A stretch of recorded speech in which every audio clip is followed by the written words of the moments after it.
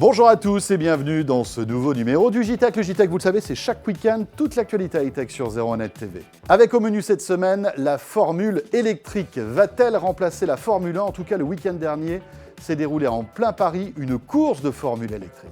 Terminer les tickets resto papier, place maintenant à la dématérialisation des titres restaurants, comme par exemple sur une carte bancaire ou sur le mobile, mais vous verrez, ça n'a pas que des avantages. Et puis on terminera ce JTech par la star du judo français, Teddy Riner est un fan de high-tech, il nous en parle tout à l'heure. Le JTech, c'est le best-of des vidéos de la semaine sur 01net TV. Merci à vous de nous regarder comme chaque week-end sur BFM Business TV.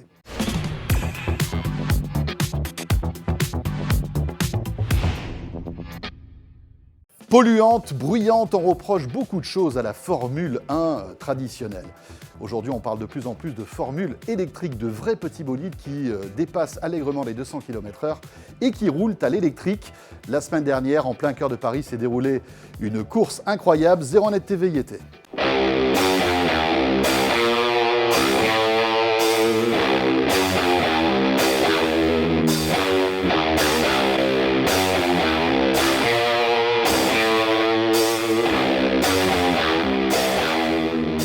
Alors ce qu'on a derrière nous, c'est la safety car, donc c'est une BMW électrique. Et évidemment, qui dit course automobile dit voiture de sécurité. On est dans l'électrique, donc la voiture de sécurité aussi une électrique, c'est une BMW i8. Elle est conduite par Bruno Correa et il nous explique un peu les différences avec une version essence. C'est une voiture très sportive, c'est un hybride. Nous avons deux moteurs, un moteur électrique et un moteur thermique. Et tu ne sens pas la différence. C'est une voiture sportive, la conduction c'est très bonne, c'est normal, une voiture normale. Simplement derrière, il y a une technologie un petit peu nouvelle qui est mise au point par Qualcomm, entre autres, et ChargeMaster. C'est la charge par induction, parce qu'actuellement, pour recharger les voitures électriques, il faut les brancher, ça peut être fastidieux. Il y a pas mal de normes différentes, ça ne rend pas service à tout le monde. Alors pour simplifier les choses, Qualcomm et ChargeMaster ont développé une technologie par induction. C'est très simple. Pour le conducteur, on est en voiture. On a une sorte de borne qui est au sol, qui est très fine, qui mesure quelques millimètres d'épaisseur. Il suffit de se placer sur la borne avec sa voiture. Grâce à une application sur smartphone, on enclenche la charge sans même sortir de sa voiture. Maintenant, avec le système wireless de Qualcomm, nous avons 1 heure et 20 minutes pour charger la batterie. Nous pouvons faire 30 km. C'est de conduire très vite avec beaucoup d'accélération. Et l'autonomie, comme une voiture à thermique, l'autonomie c'est moyenne.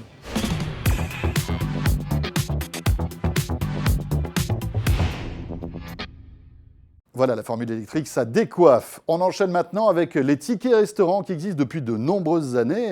Bien, les tickets resto évoluent.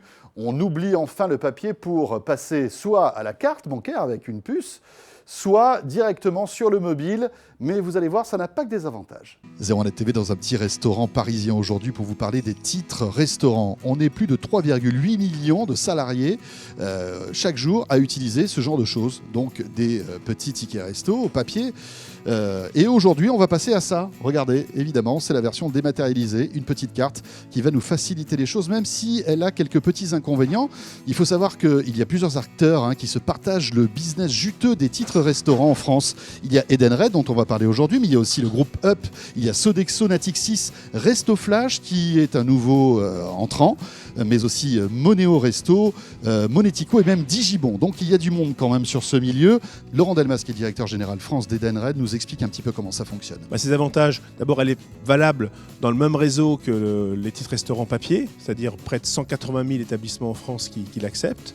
Et puis elle permet aux salariés surtout de payer au centime d'euro près. Si je prends un exemple très simple, mais qui est arrivé à beaucoup d'entre nous, vous allez dans un restaurant, vous allez avoir un menu par exemple à 13 €, vous avez un titre de 7 €, vous donnez 2 titres, vous avez payé 14 €, vous perdez 1 € et c'est le petit euro qui vous manquera à la fin du mois pour financer votre repas. Il y a une puce NFC et donc assez logiquement la carte ticket restaurant est devenue l'application de paiement sans contact la plus utilisée en France puisque ce sont des paiements quasi quotidiens et de petits montants puisque vous savez que la carte est utilisable à hauteur de 19 € par jour travaillé.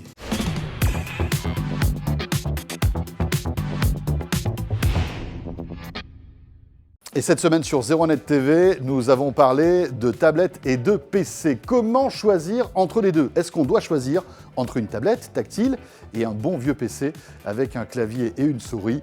C'était le fight de cette semaine. Donc on va faire un fight PC, tablette, on est d'accord. PC au sens large, hein. Tablette. Voilà. Okay. Bah oui, absolument. C'est le sujet d'ailleurs. Tu as bien raison. Je pense qu'en fait, finalement, Jérôme, je suis désolé de te dire, mais c'est un faux débat. C'est un faux débat parce que là, on s'adresse aujourd'hui à deux types de machines qui sont complètement différentes. On est d'accord. Le PC, je sais ce que tu vas me sortir comme argument, la productivité. Tu sais déjà ce que je vais te dire. Non, mais c'est vrai, c'est ce que tu vas me dire, productivité, bien sûr. Voilà, etc. Mais en fait, quand on je vais développer d'ailleurs. Bien sûr. Quand on se met du côté de la tablette, on voit que depuis que la tablette est arrivée, depuis que Steve Jobs, sur son petit canapé, c'était en 2010 ou 2011, présenté pour la première fois l'iPad, eh bien la tablette a beaucoup évolué. Ouais. Elle est de plus en plus légère, elle est de plus en plus autonome, elle est de plus en plus, on va dire, multitâche. D'accord. Donc elle a pas mal d'arguments pour elle. Elle a aussi l'interface tactile, une interface qui est beaucoup plus intuitive qu'un clavier, qui a ses avantages, par exemple, pour être productif. On est d'accord.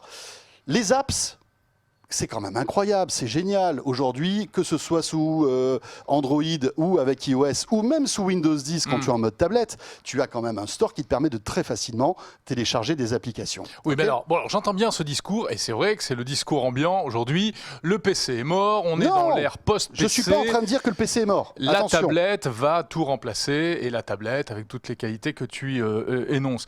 Mais je suis désolé, au quotidien, quand on travaille principalement, je parle... C'est vrai plutôt de la configuration travail. Oui, où on doit produire quelque chose. On doit produire ce qu'on appelle la productivité. Ben, le PC, rien n'équivaut, rien ne vaut le PC hein, en termes de confort, en termes de puissance, tiens, tout simplement, en termes de puissance. Regarde, si tu regardes très concrètement les processeurs qui équipent ce type de machines sur les tablettes, aujourd'hui on est sur les Intel M3, M5, etc. Mais on n'aura pas la puissance qu'on a sur un PC même portable où on est sur du Core i5, sur du Core i7. Sur beaucoup plus de mémoire, sur beaucoup plus de stockage aussi. Absolument. On est d'accord. Donc ça, c'est un argument. Pour l'instant, la tablette ne peut pas rivaliser. Encore une fois, Jérôme, tu as raison, mais tout dépend des usages que tu en fais. Tout le monde ne produit pas des PowerPoint, des Excel. Il y a quand même beaucoup de gens qui en produisent. Hein. Tout le monde ne fait pas du montage vidéo en Full HD sur son PC. Tout le monde ne joue pas Call of Duty en 1080p avec tous les détails à fond.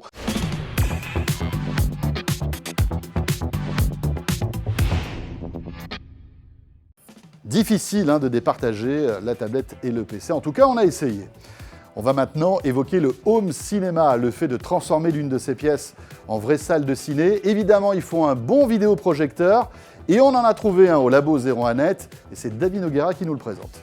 Souvenez-vous, il y a quelques semaines, nous vous avions parlé du BenQ W2000 qui reste encore aujourd'hui une superbe référence en matière de vidéoprojecteur home cinéma. Ce Pro 7827 HD de ViewSonic, eh bien, il ne faudra pas trop prêter attention justement à cette appellation de Pro, car c'est véritablement un produit dédié au grand public. La référence à BenQ, elle s'explique de manière assez simple.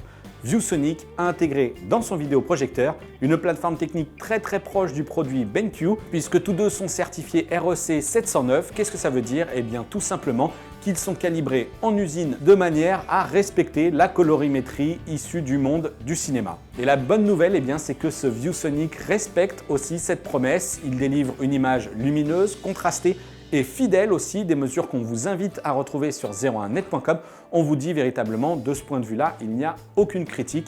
Ce projecteur est un bon modèle. Et l'autre bonne nouvelle pour ce vidéoprojecteur, eh bien, c'est sa taille d'image projetée, puisque avec 2 mètres de recul, on a à peu près une image de 2 mètres de diagonale. Ce sera véritablement un très bon point lors de l'installation, d'autant que le zoom permet d'ajuster si nécessaire, comme les fonctions Keystone qui permettront de corriger le trapèze horizontal ou vertical. Autre bonne surprise avec ce vidéoprojecteur, non seulement sa connectique de base présente à l'arrière est assez complète, mais ViewSonic intègre par ailleurs un port HDMI 3 MHL directement dans la coque du vidéoprojecteur, ce qui permettra d'y brancher par exemple un dongle Chromecast si vous en avez déjà un. Mais ViewSonic là encore propose sa solution maison, il s'agit du WPG300, un dongle Wi-Fi vendu à peu près 100 € qu'on a trouvé plutôt réactif, aussi bien lorsqu'il est question de projeter des vidéos comme ici, issues de Netflix, ou encore pour afficher en grand écran un diaporama photo par exemple.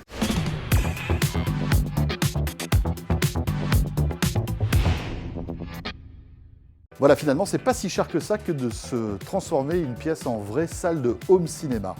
Il en est fan justement de home cinéma. Nous avons eu la chance de le rencontrer cette semaine. Le judoka star français Teddy Riner est un fan de high-tech.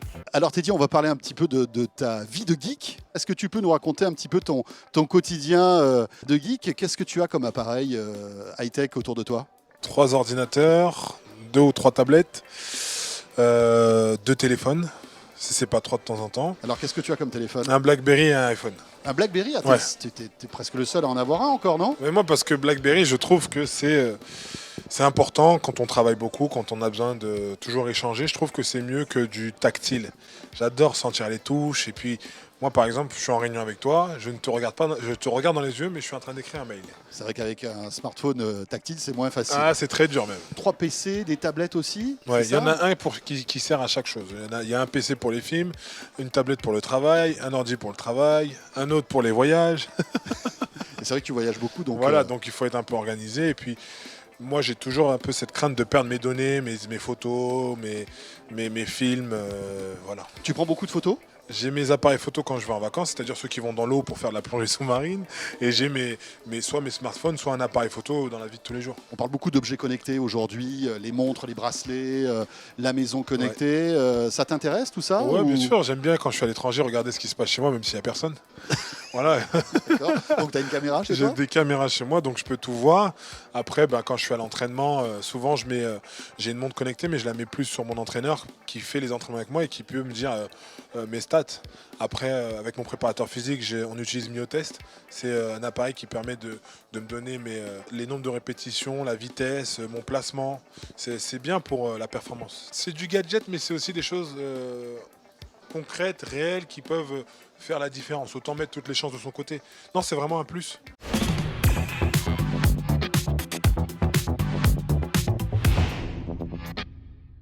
Voilà, Teddy Riner à l'aise dans son kimono, mais aussi avec un BlackBerry. Eh oui, ce JTech est terminé. Merci de nous avoir suivis. On se retrouve bien sûr le week-end prochain. D'ici là, n'hésitez pas à suivre toute l'actualité high-tech en vidéo sur 01nettv.com, à nous suivre aussi sur Dailymotion, sur YouTube, sur Twitter et sur Facebook. Portez-vous bien, bon week-end, à la semaine prochaine.